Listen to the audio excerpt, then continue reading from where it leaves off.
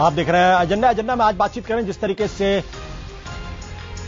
गुजरात के पूर्व DIG DG Banjara ने एक चिट्ठी लिखी है। चिट्ठी में के साथ साथ इस्तीफा लिखा और साफ तौर पे कहा कि जो तमाम सोहराबुद्दीन और जैसे एनकाउंटर हुए उन एनकाउंटर में अगर उनका हाथ है, अगर उन्होंने गलत एनकाउंटर किया है तो उस पर दरअसल वो सरकार की नीतियों का पालन कर रहे थे और ये नीतियां जो है वो शीर्ष से जो है वो निर्धारित हो रही। तो अगर वो जेल के अंदर है तो जिन्होंने नीतियां बनाई वो जेल के बाहर के। उसके साथ साथ एक दूसरी घटना भी हुई। घटना ये हुई कि कल एक सीडी मार्केट के अंदर आई, उसका प्रेस कॉन्फ्रेंस की गई और उस सीडी के आधार पे यह कहने की कोशिश की गई कि दरअसल तुलसी प्रजापति का जो एनकाउंटर था उसका जो पूरा केस था, उस केस को बिगाड़ने की कोशिश में किस तरीके से बीजेपी के 3 बड़े नेताओं का नाम उसमें आया था। तमाम मसलों बातचीत करने के लिए हमारे साथ कई मेहमान हैं। मीनाक्षी लेखी जी, सीडी के अंतर्गत भी यह बात साफ दिखाई पड़ी किस तरीके से पूरे केस को मैनिपुलेट करने की कोशिश की गई थी और आज ये देखिए, जो इससे पहले कि मैं सीडी पे आऊं, मैं आपको एक एसआईटी हुई थी सुप्रीम कोर्ट के तहत, क्योंकि बहुत लंबी चौड़ी बात कही प्रशांत भूषण जी ने, तो उन्हीं के माध्यम से मैं ये दिलाना चाहती हूं कि सुप्रीम कोर्ट की निगरानी में एक एसआईटी बैठी थी और जिसमें रिटायर्ड अफसर बैठे थे और उन्होंने बाकायदा फॉरेंसिक एविडेंस के साथ ये निकाला कि अर्जुन मोटवाडिया, जो आपके पैनल पे उपस्थित है, तीस्ता सीतलवाड़, मिहिर देसाई और शक्ति सिंह गोहिल, इन सबने कॉन्स्पिरेसी करके संजीव भट्ट वाले मामले में जो कानून है उसको सबवर्ट किया, जो गवाहियां हैं उनको फॉल्सिफाई किया और झूठा एफिडेविट सुप्रीम कोर्ट में फाइल किया उसी के तहत, जो कि संजीव भट्ट ने किया। हाँ जी, रेलेवेंस है। हम तो बंजारा में बात कर रहे हैं ना। सुप्रीम कोर्ट की दुहाई दी जा रही है तो उसमें ये आप मेरे को मेरी बात पूरी करने दें, बीच में ना टोके, मैं आपको फिर उसकी रेलेवेंस समझाती हूँ। वो रेलेवेंस इस तरीके से है कि एक पुलिस अफसर को, जो कि नौकरी में था, कांस्टेबल केसी पंत, उसको कैसे रात को 1-2 बजे उसके घर से उठा के लाया जाता है, धमकाया जाता है और झूठा एफिडेविट फाइल कराया जाता है। और जो डर्टी ट्रिक्स डिपार्टमेंट है कांग्रेस का, जिसमें बहुत लोग शामिल हैं, उसी की साजिशों के तहत ये साजिश हुई। अब सीडी प्रकरण शुरू हुआ आज सुबह, उसमें आया पुष्प कुमार शर्मा, वो व्यक्ति जो कि खुद, मतलब आप तो मेरा ख्याल बोर्ड पे भी हैं, इंफॉर्मेशन ब्रॉडकास्टिंग में जो डिसिप्लिनरी बॉडी है, तो आप इस बात को बेहतर जानते हैं कि मैं किसी बोर्ड में कोड ऑफ कॉन्डक्ट जो है वो क्या होना चाहिए। मैं किसी बोर्ड में नहीं है, मेरे को लगा कि आप शायद नहीं। वो आप उसमें थे, मुझे खैर वो गलतफहमी होगी।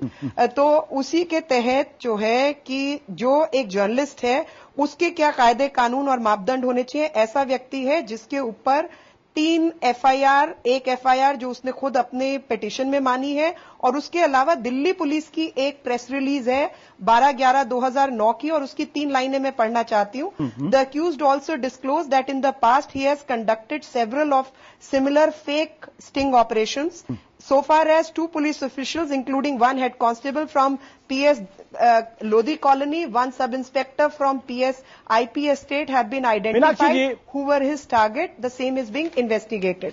Now, अब आप ये समझिए कि ये जो व्यक्ति है पुष्प कुमार शर्मा, ये एक खुद डिस्क्रेडिटेड जर्नलिस्ट है जिसके खिलाफ कानून और केसेस जो हैं दिल्ली में पेंडिंग है। वो अपनी जो पिटीशन कोर्ट में दाखिल करता है, जिसके कोर्ट ने अभी तक नोटिस नहीं किया है, उसके ऊपर बहस शुरू हो जाती है। अच्छा होता अगर जो उसका कंटेंट है उस पर बात करती।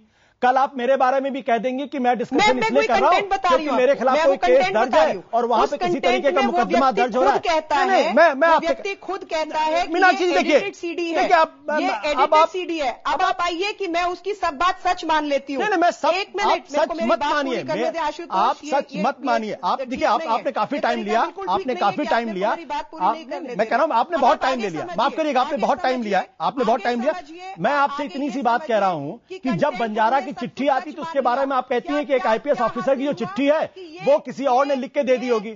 सीडी के आधार पे आप उस सीडी वाले को आप कहती हैं कि वो फेक आदमी है, वो कर रहा है। तो ये वकालत ने नहीं लिया, ये वकालत प्रशांत जी, क्या आप इनकी राय से सहमत है जो तर्क दे रही हैं? उसको पेश करता है, आप इनकी राय से सहमत एडिट करता है और वो वकालतनामा आज तक इस्तेमाल नहीं होता। ये कह रही हैं कि पुष्प कुमार शर्मा एक बहुत बेईमान जर्नलिस्ट है। चलिए मान लेते हैं कि वो बेईमान जर्नलिस्ट है। सवाल ये है कि सीडी से एक बात तो बिल्कुल साफ है, मैंने इतना तो बिल्कुल देख लिया, बिल्कुल साफ है कि ये प्रकाश जावड़ेकर और मिस्टर भूपेंद्र यादव, जो कि इनके जनरल सेक्रेटरी और स्पोक्समैन है भाजपा के, ये दोनों उसके साथ मिल मिलाकर खूब घुल मिलकर बड़े प्यार से एक फ्रॉड आदमी के साथ अकॉर्डिंग टू देम जो फ्रॉड है उसके साथ उससे ये कह रहे हैं कि तुम भाई उसका नर्मदा बाई, जो कि जिसको मारा गया तुलसी राम प्रजापति, उसकी जो मां है इलिटरेट लेडी, उससे तुम ये वकालतनामे ले आओ। वकालतनामे आ गए, फिर अगर जब उनको ये पता, इसने बताया कि भाई दूसरे भी कोई रुबाबुद्दीन ने वकालतनामे ले लिए हैं, तो डेस्परेटली उससे कहते हैं कि भाई ये तो विश्वासघात हो जाएगा कि तुमने ये प्रॉमिस किया था कि ये वकालतनामे हमारा वकील उसके नर्मदा बाई की तरफ से खड़ा कर देंगे वगैरह वगैरह। एक बात बिल्कुल साफ है उन सीडीज से कि प्रकाश जावड़ेकर और भूपेंद्र यादव पुष्प शर्मा के साथ मिलकर नर्मदा बाई के ब्लैंक वकालतनामे लेने की कोशिश कर रहे थे, इसमें कोई शक नहीं हो सकता। कितना भी उसकी जांच करा ली जाए उन सीडीओ की, ये बात बिल्कुल साफ है। और अगर वो जानते थे कि भाई ये फ्रॉड है जैसा वो कह रहे हैं, तो ऐसे फ्रॉड आदमी के साथ मिलकर नर्मदा बाई का वकालतनामा क्यों ऑब्टेन करने की कोशिश? विकास जी, क्या एक आदमी फ्रॉड है? क्या उसके साथ पुलिस का केस हो चुका है? तो क्या इस आधार पे उसका जो कंटेंट है वो भी फ्रॉड हो गया? क्या इस आधार पे कि एक आदमी को आप देखिए जी देखिए, इसमें जो कुलकर्णी का जो एफिडेविट था, जो कुलकर्णी का जो स्टिंग ऑपरेशन था जो एनडीटीवी ने किया था BMW hit and run case में, तो अल्टीमेटली सुप्रीम कोर्ट ने उस स्टिंग ऑपरेशन की भी एविडेंशियरी वैल्यू को माना इस तौर पे कि जो आदमी उस स्टिंग कर रहा है, जो भी कर रहा है, वो फ्रॉड हो या जेन्युइन हो, उससे मतलब नहीं है। वो प्रूफ करे कि हाँ, इस स्टिंग में जिनकी आवाज आ रही है वो आवाज उस पर्टिकुलर आदमी की है जिसका उसने स्टिंग किया है। जी। नंबर 2, उस कैसेट का या सीडी का अगर टेक्निकल एग्जामिनेशन किया जाए और पता चले कि हाँ, इस सीडी में कोई मिलावट नहीं है और इसमें कोई तोड़ मोड़ नहीं किया गया है, कोई काटा पीटी नहीं की गई है। जी। और तीसरी बात यह है कि अदर सर्कमस्टेंशियल एविडेंस से भी प्रूव हो कि हाँ, इस तरह का कन्वर्सेशन हुआ था, तो फिर वो उसके बेसिस पे, स्टिंग ऑपरेशन के बेसिस पे कानूनी कार्रवाई हो सकती है।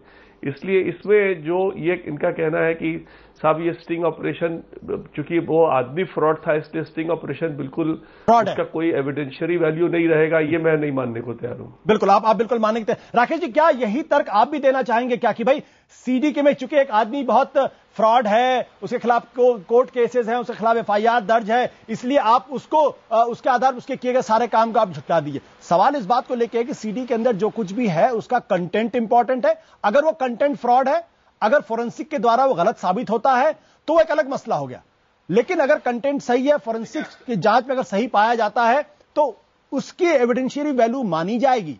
उस आधार पे नहीं, चूंकि आदमी गलत है इसलिए उसके किए गए सारे काम गलत साबित कर दे, फिर तो कुछ भी नहीं हो पाएगा। देखिए, मैं किसी को फ्रॉड नहीं मानता हूं कि फ्रॉड होगा, वो अपनी जगह पर होगा। मैं किसी को प्रमाण पत्र नहीं दे सकता हूं।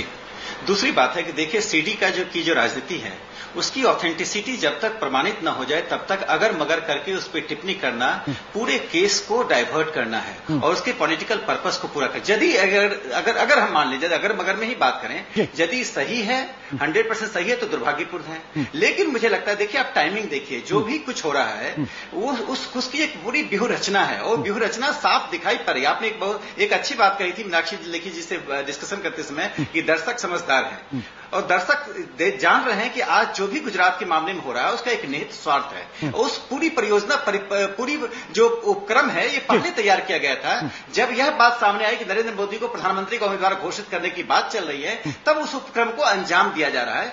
अगर वो बात सही भी है तो कोर्ट के दायरे में है, उस पर जांच होनी चाहिए। मैं ये मानता हूं कि चाहे कोई भी व्यक्ति हो, देश की संस्थाओं की, देश के लोकतंत्र के सनातन मूल्यों का अपमान और अमूल्य नहीं होना चाहिए। इसके कारण जिसको लाभ जिसको भी हानि हो, क्योंकि हम आएंगे जाएंगे, लोकतंत्र को रहना है, इस देश को रहना है, इस देश की संस्थाओं को रहना है। राकेश जी, आपने बहुत अच्छी बात की। मुझे लगता है कि ये जो बात है कि भाई संस्थाओं के ऊपर किसी तरीके का आंच नहीं आनी चाहिए और उसकी पूरी तरीके से जांच होनी चाहिए।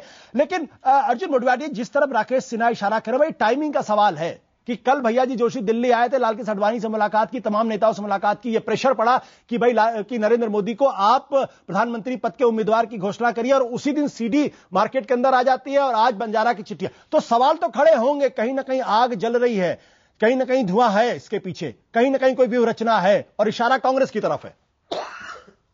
आशुतोष जी, झूठ बोल के जो सत्य के पर आप ज्यादा दिन तक ये नहीं कह सकते। मीनाक्षी जी ने एक बात कही कि सुप्रीम कोर्ट ने एसआईटी बनाई थी और उन्होंने अर्जुन मोढवाडिया, तीस्ता सेतलवाड़ और संजीव भट्ट, ये शक्ति सिंह गोयल का नाम दिया था। जी।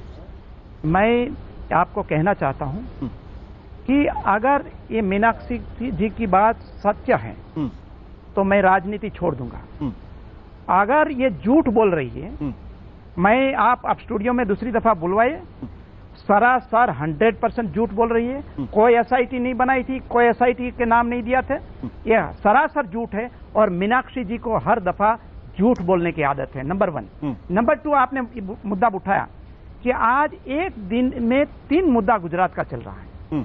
मैं तो चाहता कि लोक आयुक्त का मुद्दा आज चलता, तो लोक आयुक्त में गुजरात में कितना करप्शन है, कितनी हद तक गुजरात को बेचा जा रहा है, वो डिस्कशन करने में मुझे बहुत बड़ा आनंद होता।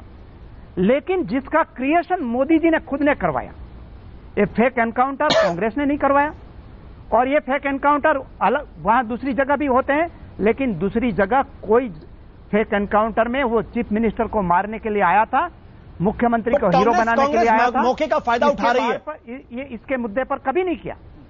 लेकिन गुजरात में सिर्फ जो 22 एनकाउंटर हुए, 22 लोग मारे गए, 12 अर्जुन मोढवाडिया जी, उसमें ही यही कहा गया कि सभी लोग एलईटी ऑपरेटर थे और नरेंद्र मोदी को मारने के लिए आए थे।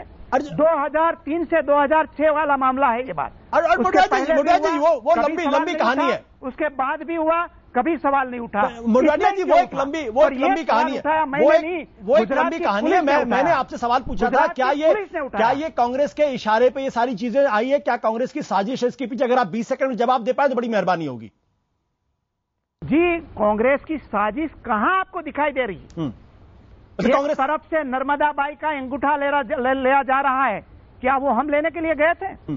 एक तरफ से आईपीएस अफसर है वंजारा और बड़े होशियार माने जाने वाले अफसर है, उन्होंने 10 पेज की चिट्ठी लिखी है और बहुत सोच समझ के लिखी है।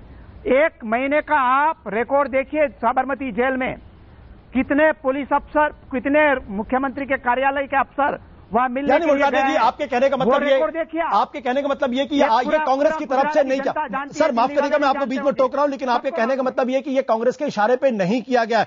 मैं एक बार फिर मीनाक्षी की तरफ आऊंगा। मीनाक्षी जी, आपने पिछले अभी जो कहा था कि बड़ा फ्रॉड आदमी है, आप लोग तो हमारे ख्याल से भारतीय परंपरा और हिंदू परंपरा को बहुत अच्छी तरीके से जानती हैं, और चूंकि आप उसमें पली लिखी बढ़ी हैं, तो वाल्मीकि का उदाहरण भी आपके सामने है, वो डाकू था। तो अगर वाल्मीकि के क्रेडेंशियल्स को अगर हम उनके प्रेसिडेंस के आधार पर चेक करते तो शायद आज हिंदू धर्म और हिंदू जो आत्मा है उनको स्वीकार नहीं करती। तो मुझे लगता है थोड़ा सा अगर अपने तर्क में अगर आप वो कर लें सुधार तो बेहतर होगा। नहीं, मैं अपने तर्क को सुधार तब करूं जब उसने वाल्मीकि वाले धर्म का निर्वाह किया हो। ये तो इतिहास बताएगा ना, वाल्मीकि नहीं है, ये तो इतिहास बताएगा कि कृपया करके साधु मत बनाइए। भाईजान मेरी बात सुन लीजिए, जरा आप मेरी बात भी सुन लीजिए। वो व्यक्ति साधु नहीं है, क्योंकि अगर वो साधु होता तो दिल्ली पुलिस की जो प्रेस कॉन्फ्रेंस के अंदर उसके खिलाफ 4 वाल्मीकि भी डाकू थे, उस जमाने में लोगों ने डाकू माना था उनको। आप मेरी बात सुन लीजिए, आप मेरी बात सुन लीजिए, और क्योंकि आप पीआईएल के कानून को नहीं जानते, मेरी बात बिना टोके पूरी करने दीजिए। मीनाक्षी जी कृपया, मैं आपसे गुजारिश करूंगा कि आप कृपया साधु मत बनाइए।